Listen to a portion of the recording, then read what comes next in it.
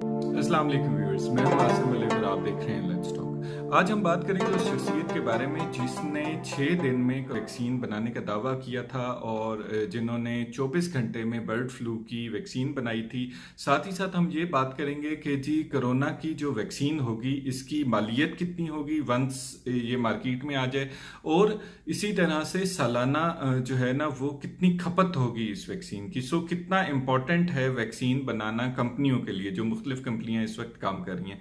इसी तरह से हम इस पे भी बात करेंगे कि कब तक वैक्सीन सामने आ सकती है। ये सब कुछ जानने के लिए वीडियो को मुकम्मल तौर पर देखिएगा, और अगर आपको पसंद आती है तो मेरे चैनल को सब्सक्राइब भी कीजिएगा।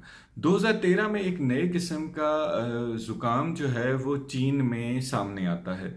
अब ये 2013 से पहले 1996 में भी कुछ केसेस जुकाम के सामने आते हैं, फ्लू के सामने आते हैं, लेकिन उस वक्त खदशात और अमवात में कमी होती है। 2013 में आकर ज्यादा अमवात होती हैं, जिसकी वजह से जो है वो जो चीनी हुकाम होते हैं वो ये कहते हैं कि जी इसका कोई ना कोई तदारुक किया जाए। अब उस तदारुक के लिए चीन सबसे पहले ये पता चलाता है कि ये वायरस फैलता कैसे है।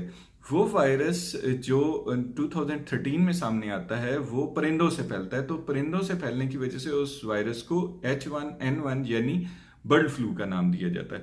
अब बर्ड फ्लू के नतीजे में उस वक्त 2013 में, आज से 6 साल कबल, थोड़े ही अरसे में तकरीबन 150 अफराद हलाक हो जाते हैं। और इन 150 अफराद के हलाक होने के बाद चीनी हुकाम जो है वो पूरी दुनिया में अप्रोच करते हैं मुख्तलिफ रिसर्चर्स को और मुख्तलिफ इदारों को कि वो वैक्सीन बनाने में उनकी मदद करें। अमेरिका में जिस शख्स से रब्ता किया गया उसने ये दावा किया कि मैं 6 दिन में ये वैक्सीन बनाने का जो है ना वो बना दूंगा आपको पूरे चीनी हुकाम से। और इसकी वजह ये थी कि दुनिया में पहले सिंथेटिक सेल का डीएनए सैंपल जो है ना वो इस कंपनी ने बनाया था। जिस वक्त बर्ड फ्लू सामने आया और कंपनी को वैक्सीन बनाने का कहा गया, उस वक्त ये कंपनी H1N1 जो वायरस था उस पर काम कर रही थी। बेसिकली अमेरिकी हुकूमत ने इन्हें टास्क दिया था कि ये H1N1 टाइप के किसी भी वायरस को जो है ना वो उसकी वैक्सीन बनाने में कितना टाइम लगा सकते हैं। तो उन्होंने बेसिकली अमेरिकी जो हुकूमत थी उन्होंने इनसे कहा था कि आप 6 दिन में हमें जो है ना वो वैक्सीन बना कर दें।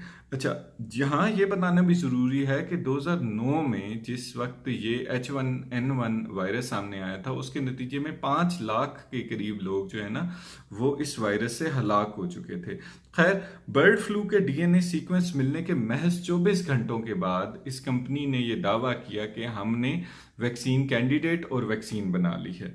और इस तमाम जो कामयाबी थी इसका सेहरा जो है वो डैन गिब्सन के सर जाता है।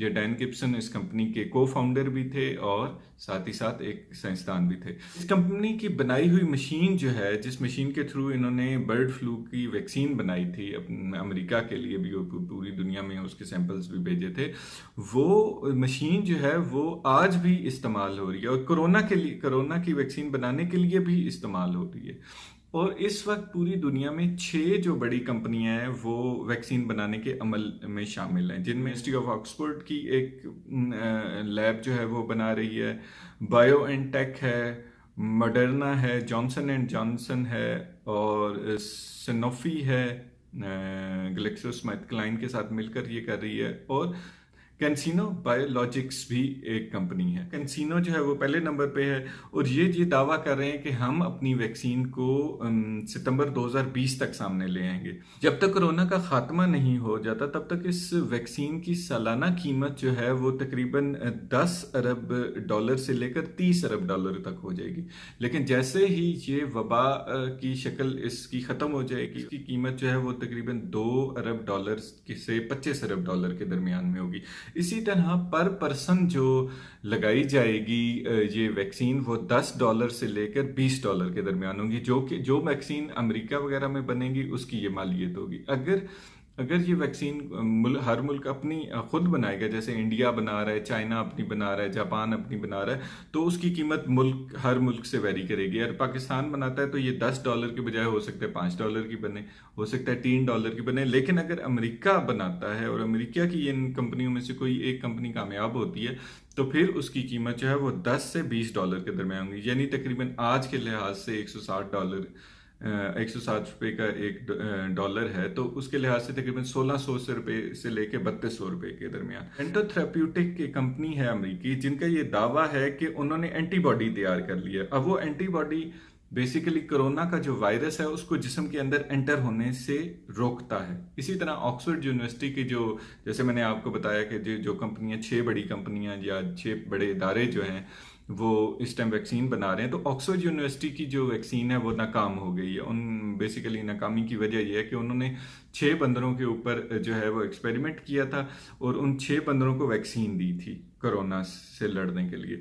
लेकिन जब उन्होंने रिजल्ट्स उनके सामने आए तो उसमें यह था कि जो 6 बंदर जिनको वैक्सीन दी गई थी उनके रिजल्ट्स और 6 जिनको नहीं दी गई थी उनके रिजल्ट सेम आए थे। इसी तरह एक अमेरिकी कंपनी है जिसका नाम है मॉडर्ना, ठीक है, जो इन 6 कंपनियों में जिसका नाम भी शामिल है। उन्होंने कल ये दावा किया है कि उन्होंने एक ट्रायल किया है 100 लोगों के ऊपर। लेकिन वो जो ट्रायल है वो हौसला अफजा है और वो ये कहते हैं कि अब हम ये ट्रायल अगले जो नेक्स्ट स्टेज होगी, यानी दूसरी स्टेज होगी, उसमें तकरीबन 600 लोगों के ऊपर करेंगे। लेकिन इस सारे मामले में अब मैंने आपको ये भी बता दिया कि उसकी कीमत क्या होगी, कंपनीज कौन सी होंगी और जो है वो कब तक मार्केट में आ जाएगी। लेकिन यहाँ एक दिलचस्प बात यह है कि जब 2013 में बर्ड फ्लू सामने आया था, जिसकी वैक्सीन डैन गिब्सन ने बनाई थी, उस वक्त जिस टाइम ड्यूरेशन में वो आया था नवंबर और दिसंबर में। इसी तरह अगर आप अब देखें तो कोरोना का वायरस जो है वो भी अभी सामने आया है। इसी तरह जो कोरोना और बर्ड फ्लू के दरमियान जो डिफरेंस है वो ये है कि जी जो कोरोना है वो ह्यूमन टू ह्यूमन ट्रांसफर होता है, ठीक है, ट्रांसमिशन उसकी होती है। Bird flu human to human transmission उसकी नहीं थी। बर्ड फ्लू ज़्यादा से ज़्यादा जो है वो परिंदों से इंसानों को लगता था, लेकिन जो कोरोना है वो इंसानों से इंसानों को लगता है, जिसकी वजह से डेथ्स भी ज़्यादा हो रही हैं और जिसकी वजह से ये फैल भी बहुत जल्दी रहा है। ठीक है, American journal for medical association जो था उसने 2013 में जब बर्ड फ्लू सामने आया था उस वक्त उन्होंने ये कहा था कि जी पूरी दुनिया में वैक्सीन बनाने का अभी तक कोई प्रॉपर मैकेनिज्म नहीं है। यानी H9N1 टाइप का अगर कोई भी वायरस पूरी दुनिया को हिट करता है तो हमारे पास कोई ऐसा मैकेनिज्म नहीं है कि जिसके तहत हम जो है वो वैक्सीन तैयार कर सकें या जल्द से जल्द लोगों को मरने से बचा सकें। ठीक है, सो आज भी आप देखें कि 2013 से लेकर 2019-20 तक, यानी 2019 दिसंबर में आया है कोरोना, तो 2019-20 तकरीबन 6 साल गुजरे। अब इन 6 सालों में कहीं पे भी कोई बड़ी जो है वो वैक्सीन बनाने की कोशिश नहीं की गई। सो ये भी एक काफ़ी बड़ा मसला है कि जी दुनिया को देखना होगा, आलमी बड़ी ताकतों को देखना होगा कि जी वैक्सीन ना बनाने की वजह से आज हर मुल्क के आबादी जो है वो मरती जा रही है। सो होपफुली आपको मेरी वीडियो पसंद आई होगी। अगर आपको मेरी वीडियो पसंद आई है तो सब्सक्राइब करें मेरे चैनल को, वीडियो को लाइक करें, अपने दोस्तों को शेयर करें और बेल का बटन लाजमी प्रेस कीजिएगा ताकि जैसे ही मैं वीडियो अपलोड